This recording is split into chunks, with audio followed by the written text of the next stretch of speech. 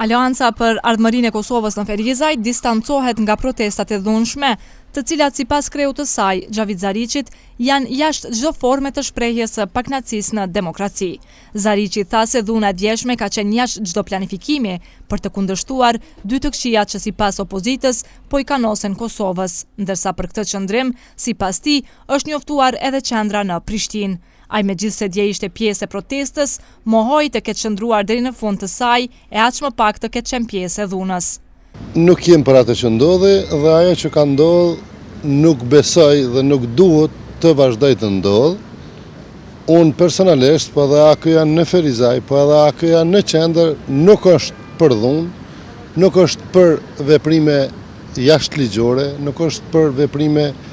në një formë, si themun, të pakontrolluara.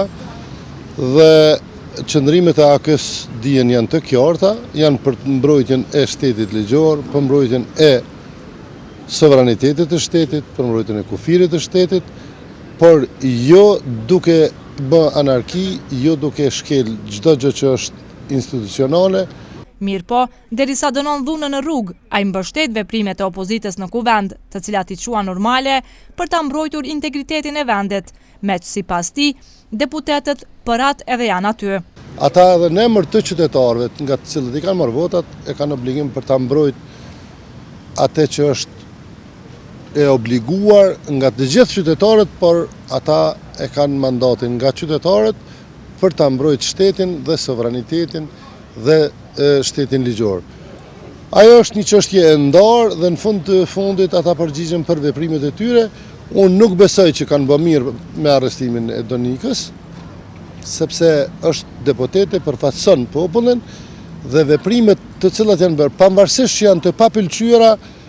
në një formë kanë qenë të domosdoshme për të penguar dy marrëveshjet, njëra për